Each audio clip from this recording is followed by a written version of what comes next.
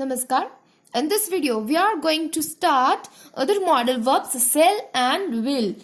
Shall and will. અરે તમે તો આને તો જાણો જ છો કે તમને ખ્યાલ છે આ તો બે મારી ટીમના મેમ્બર છે. હા, કે જ્યારે તમને એ ટેન્સ ઓળખવા માટેનો એક મસ્ત મજાનો કોષ્ટક બનાવેલ હતો જેમાં 3 ટીમ પાડેલ હતી. એક નરેન્દ્ર મોદીની, જવાહરલાલ નહેરુની અને એક મારી ટીમ હતી. તો એ મારી ટીમના માત્ર એવા આ બે સભ્યો હતા કે જે શું દર્શાવતા હતા કે કોઈ ક્રિયા ભવિષ્યમાં બની છે એવું દર્શાવતા હતા, કે ભવિષ્યમાં ક્રિયા થવાની છે એવું દર્શાવે છે. તો ચાલો પહેલા આપણે એનો અભ્યાસ કરીએ કે શેલ અને વિલ નો ઉપયોગ ક્યાં થાય છે. તો ખ્યાલ છે કે ભવિષ્યનું સૂચન કરતા બે મોડલ વર્બ્સ છે. એટલા માટે જ તો ભવિષ્યકાળમાં એની પાછળ હંમેશા ક્રિયાપદનું કેવું રૂપ હોય છે? V1. ઇટ મીન્સ ક્રિયાપદનું મૂળ રૂપ જ જોવા મળતું હોય છે. તો ચાલો જોઈએ આગળ. હા, તો હવે એ જોઈએ કે સેલનો કોની સાથે ઉપયોગ થાય છે અને વિલનો કોની સાથે ઉપયોગ થાય છે. આઈ અને વીની સાથે સેલનો ઉપયોગ થાય છે. એ જ રીતે હી, સી, ઇટ, યુ અને ધેની સાથે વિલનો ઉપયોગ થતો હોય છે. જો કે આમ જોવા મળે છે તો બોલતાની ભાષામાં મોસ્ટ ઓફ આપણે I, we, you, they, he, she, it બધાની સાથે વિલનો ઉપયોગ કરીએ છીએ. પરંતુ જો હવે આપણે શીખી જ રહ્યા છીએ તો આપણે એ પણ જોઈએ કે આઈ અને વીની સાથે સેલનો ઉપયોગ થાય છે અને હી, સી, ઇટ, યુ અને ધેની સાથે વિલનો ઉપયોગ થતો હોય છે, જે શેનું સૂચન કરે છે કે ભવિષ્યમાં આવું થશે. તો એના ઉદાહરણ દ્વારા સમજવાનો પ્રયત્ન કરીએ. હા, માત્ર આપણે આટલી જ માહિતી નહીં, આના વિશે થોડીક વધારે માહિતી પણ મેળવીશું કે જેથી તમને એના વિશે કંઈક વધારે ઇન્ફોર્મેશન તમને આપી શકું. તો પહેલા આપણે ભવિષ્યના સંદર્ભમાં જો એની ચર્ચા કરીએ તો આઈ શેલ ગો ટુ દિલ્હી. હું દિલ્હી જઈશ. કેમ કે અહીં સેલનો ઉપયોગ થયેલ છે કે જે શું દર્શાવે છે? ભવિષ્યમાં કંઈક આવું થશે. I shall be late.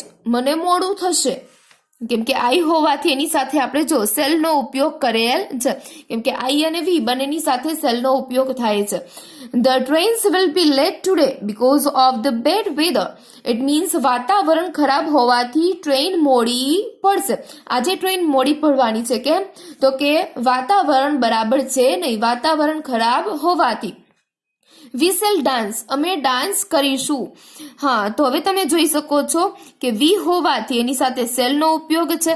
And trains it means બહુવચન, થર્ડ પર્સન પ્લુરલ હોવાથી એની સાથે વિલનો ઉપયોગ કરેલ છે. ઇટ મીન્સ કે ધેની સાથે વિલનો ઉપયોગ કરેલ છે. Next one is the train will leave at 9:40 PM. કે ક્યારે ઉપડશે?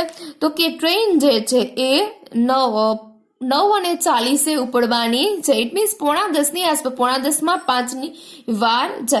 તમે જોઈ શકો ટ્રેન ઇટ મીન્સ ત્રીજો પુરુષ એક વચન જેનો આપણે ઈટમાં સમાવેશ કરતા હોઈએ છીએ એની સાથે વિલનો ઉપયોગ કરેલ છે. તો આ રીતે આપણે એનો ઉપયોગ કરી શકીએ છીએ કે શું દર્શાવવા માટે? ભવિષ્યનું સૂચન કરવા માટે. He will be back in a day or two. He will be back. એ પાછો આવશે. ક્યારે? In a day or two. It means 1-2 દિવસમાં એ પાછો આવશે. સો ઇટ મીન્સ ભવિષ્યનું સૂચન કરે છે. ભવિષ્યમાં આમ થશે નહીં, એ બધું દર્શાવવા માટે આપણે શેલ અને વિલનો ઉપયોગ કરીએ છીએ. પરંતુ એક એક્ઝામ્પલ છે, જુઓ તો એક પ્રોવર્બ્સ છે, સેઇંગ છે, કહેવત છે. As you sow shall you reap. હા, શું કહેવા માંગે છે? એઝ યુ સો એનો અર્થ થાય છે વાવવું, વાવણી કરવી. એન્ડ રીપ ઇટ મીન્સ લણણી કરી, કે જેવું વાવશો એવું લણશો. ઇટ મીન્સ કે જેવા કામ કરશો એવા ફળ તમને મળવાના જ છે. આવો અર્થ થાય છે. કે ફોર એક્ઝામ્પલ એક એક્ઝામ્પલ દ્વારા સમજવાનો પ્રયત્ન કરીએ કે તમે ઘઉં વાવ્યા હોય અને એમાં થોડી બાજરો ઉગવાનો છે. અને બીજી વાત કરીએ કે તમે આંબાનું છોડ વાવ્યું છે તો એમાં થોડીને તમને તરબૂચ મળવાના છે. તો એ જ રીતે કે જે રીતે તમે જેવું કામ કરો છો એવું જ ફળ તમને મળવાનું છે. તો પ્રશ્ન એ થાય છે કઈ યુની સાથે સેલનો ઉપયોગ થયેલ છે? ભાઈ આવું તો નિયમ આપણે ભણ્યા નથી. કેમ કે સેલનો ઉપયોગ તો કોની સાથે થાય છે? સેલનો ઉપયોગ તો આઈ અને વીની સાથે થાય છે. તો અહીં તો કોની સાથે થઈ ગયેલ છે? અહીં તો યુની સાથે સેલનો ઉપયોગ થાય છે. ભાઈ આવું કેમ બન્યું? આના પાછળ રીઝન શું છે? તો કે આના પાછળ રીઝન એ છે કે જ્યારે ભવિષ્યમાં આપણે પ્રોમિસ દર્શાવવાનું છે, ડેટર્મિનેશન દર્શાવવાનું છે, પછી ઓબ્લિગેશન દર્શાવવાનું છે કે થ્રેટ દર્શાવવાનું હોય એટ ધ ટાઈમ આપણે શું થઈ જશે તો કે જેની સાથે સેલનો ઉપયોગ કરતા એની સાથે વિલ અને જેની સાથે વિલનો ઉપયોગ કરતા એની સાથે સેલનો ઉપયોગ કરવો પડશે કે જેથી આપણે ભવિષ્ય માટે સ્ટ્રોંગ ફિલિંગ સ્ટ્રોંગ ડેટર્મિનેશન આપણે દર્શાવી શકીએ છીએ. મીન્સ સ્ટ્રોંગ નિશ્ચય શક્તિ આપણે દર્શાવી શકીએ છીએ. તો આપણે ખ્યાલ પડે કે ક્યારે આપણે જેની સાથે વિલનો ઉપયોગ કરતા એની સાથે સેલનો ઉપયોગ કરશું કે જ્યારે આપણે ભવિષ્યમાં આવું કરશું જ આવું થશે જ એ દર્શાવવા માટે તમને ખ્યાલ હોય તો વર્તમાન સમયમાં આ પ્રકારનું ભવિષ્યમાં આવું કરવું જ પડશે આમ થવા દેવું જ પડશે એના માટે આપણે શેનો ઉપયોગ કરતા તો કે એના માટે આપણે ઉપયોગ મસ્ટનો કરતા અથવા તો આપણે કહીએ શુડનો એ બધાનો ઉપયોગ કરતા પરંતુ અહીં તો આપણી પાસે માત્ર 2 જ મોડલ વર્બ છે સેલ અને વિલ એનાથી જ બધું કામ ચલાવવાનું છે. તમને ખ્યાલ હોય તો ગોલમાલમાં અજય દેવગણને એવું કહે છે કે સાહેબજી હવે તો અમારા કપડાં બદલી દો ઘણો ટાઈમ થઈ ગયો મેલા થઈ ગયા છે તો શું કહે છે તો એને શું કર્યું કે હવે અમને નવા કપડાં આપો તો વર્કરમાં શું કર્યું એને તો કે વર્કરમાં જે એકના કપડાં હતા એ બીજાને આપ્યા અને બીજાના હતા એ જેમને માંગણી કરી એમને આપ્યા. ઇટ મીન્સ કે એની જ આપણે અદલા બદલી કરી અને નવા કપડાં આપી દીધા કે થઈ ગયા ને નવા તમારા કપડાં કેમ કે એને એકબીજાની સાથે ચેન્જ કરીને આપી દીધા. તો લોકોને એમ થયું કે મારી પાસે આનું આવી ગયું મારી પાસે આનું આવી ગયું બસ એના દ્વારા એને એકબીજાને નવા કપડાં જે રીતે આપ્યા બસ એ રીતે અહીં જ ચર્ચા કરેલી છે કે હવે જ્યારે સામાન્ય જ્યારે વાતચીત કરવી હશે ત્યારે જ આઈવીની સાથે સેલ પરંતુ જ્યારે આપણે સ્ટ્રોંગ ડેટર્મિનેશન દર્શાવવું છે સ્ટ્રોંગ ફિલિંગ દર્શાવવી છે તો અથવા તો સ્ટ્રોંગ થ્રેટ દર્શાવવું છે એટ ધ ટાઈમ આપણે આઈ અને વીની સાથે વિલનો ઉપયોગ કરશું અને એ જ રીતે હી સી ઇટ યુ દે ની સાથે આપણે સેલનો ઉપયોગ કરીશું ને એક્ઝામ્પલ દ્વારા સમજવાનો પ્રયત્ન કરીએ કે જ્યારે આ રીતે અવળું સવળું જ્યારે મૂકવામાં આવે છે તો ત્યારે એનો અર્થ કેવો થતો હોય છે.